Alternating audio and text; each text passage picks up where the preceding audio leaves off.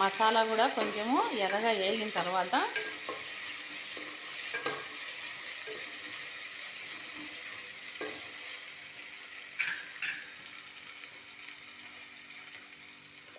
అప్పుడు మిరప్పొడి చికెన్లో కొంచెం వేసాను కదా 1 స్పూను, ఇప్పుడు 2 స్పూన్లు వేస్తాము మనకు తగినంత.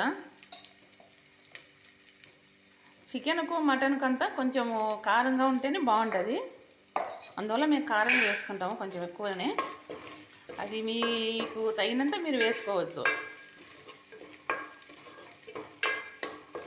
వేగింది కదా,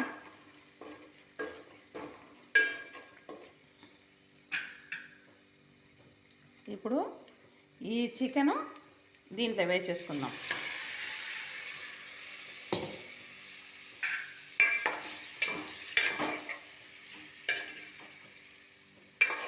కొంచెం సేపు ఈ మసాలాలోనే ఈ చికెన్ మగ్గనిచ్చే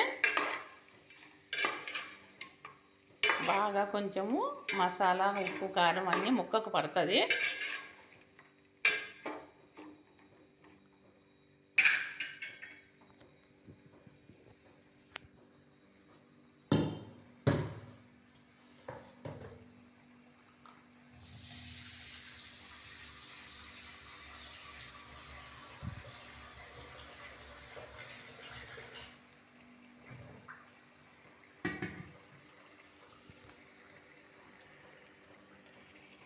ఇప్పుడు కొంచెము గరం మసాలా వేస్తాం.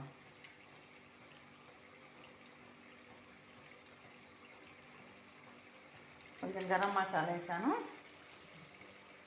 వేసిన తర్వాత కొంచెం ధనియాల పొడి,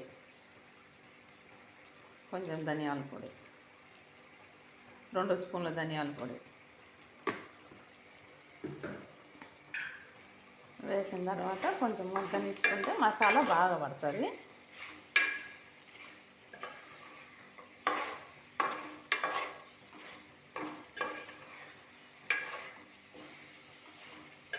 ఉప్పు ఫస్ట్నే వేసాను కాబట్టి మళ్ళీ చూసుకొని ఉడికిన తర్వాత చూసుకొని మళ్ళీ వేసుకుందాము. చూడండి ఇలా బాగుంది కదా, ఇప్పుడు బాగా మగ్గింది. ఇప్పుడు మసాలాలో ఇప్పుడు కొంచెం వాటర్ వేసుకుందాము.